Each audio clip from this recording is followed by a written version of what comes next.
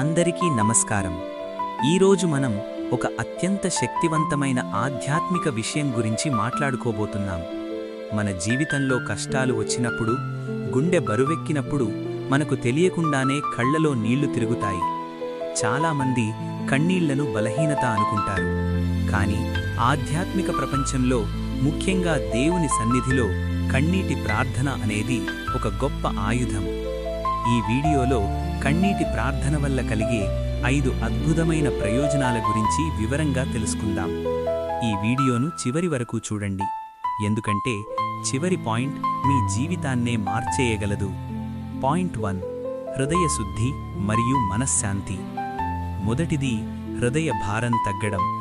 మనం మాటలతో చెప్పలేని బాధను కన్నీళ్లు వ్యక్తపరుస్తాయి. శాస్త్రీయంగా చూసినా ఏడవడం వల్ల శరీరంలో ఒత్తిడిని తగ్గించే హార్మోన్లు విడుదలవుతాయి. కానీ దేవుని సన్నిధిలో మనం కార్చే ప్రతి కన్నీటి చుక్క మన ఆత్మను కడుగుతుంది. మీరు మనుషుల ముందు ఏడిస్తే మిమ్మల్ని తక్కువ చేసి చూడవచ్చు, కానీ దేవుని ముందు ఏడిస్తే ఆయన మిమ్మల్ని హెచ్చిస్తాడు. ప్రార్థనలో కన్నీరు కార్చిన తరువాత మీకు కలిగే ఆ అద్భుతమైన ప్రశాంతత మరెక్కడా దొరకదు. అది మీ లోపల ఉన్న చేదును, కోపాన్ని, బాధను కడిగివేస్తుంది. పాయింట్ 2, దేవుని హృదయాన్ని కదిలించే శక్తి. రెండవ ప్రయోజనం, దేవుని దృష్టిని ఆకర్షించడం. బైబిల్ లేదా ఇతర ఆధ్యాత్మిక గ్రంథాల్లో మనం చూస్తే కన్నీటితో చేసిన ప్రార్థనలకు దేవుడు వెంటనే స్పందించిన సందర్భాలు ఎన్నో ఉన్నాయి. ఉదాహరణకు, హిజ్కియా రాజు మరణశయ్యపై ఉన్నప్పుడు గోడ తట్టు తిరిగి కన్నీళ్లతో ప్రార్థించినప్పుడు దేవుడు అతని ఆయుష్ను 15 ఏళ్లు పెంచాడు. కన్నీళ్లు అనేవి మౌన భాష. మీరు మాటలు రాక తడబడవచ్చు, కానీ మీ కన్నీళ్లకు ఉన్న భాష దేవునికి బాగా తెలుసు. నా కన్నీళ్లు నీ బుడ్డిలో ఉన్నాయి అని భక్తులు చెబుతుంటారు. అంటే మీ ప్రతి కన్నీటి చుక్కకు దేవుని దగ్గర లెక్క ఉంది.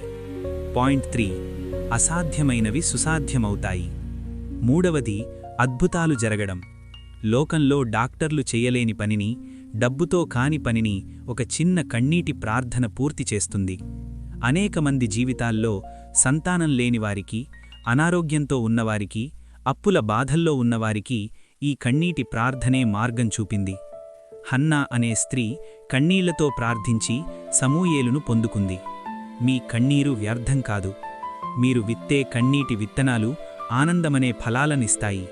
కన్నీళ్లు విడుచుచూ విత్తువారు సంతోషగానముతో కోయుదురు అనేది ఒక గొప్ప సత్యం. పాయింట్ 4, ఆత్మీయ ఎదుగుదల మరియు సహనం. నాలుగవది, ఆత్మీయ పరిపక్వత. కన్నీటిలోయ గుండా వెళ్లేటప్పుడే మనకు నిజమైన జీవితం అర్థమవుతుంది. కష్టాల్లో దేవుని పాదాలు పట్టుకోవడం నేర్చుకున్నవాడు ఎన్నడూ ఓడిపోడు. ఈ ప్రార్థన మిమ్మల్ని మరింత వినయస్థుడిగా మారుస్తుంది, గర్వాన్ని తొలగిస్తుంది, దేవుని మీద మీకున్న నమ్మకాన్ని బలపరుస్తుంది.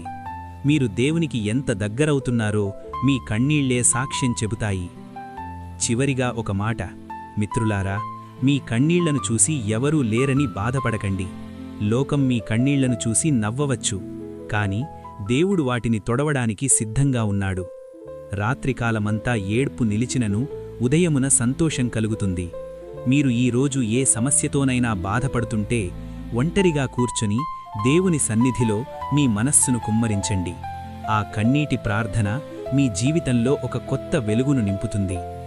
ఈ వీడియో మీకు నచ్చినట్లయితే లైక్ చేయండి మరియు మీ స్నేహితులకు షేర్ చేయండి.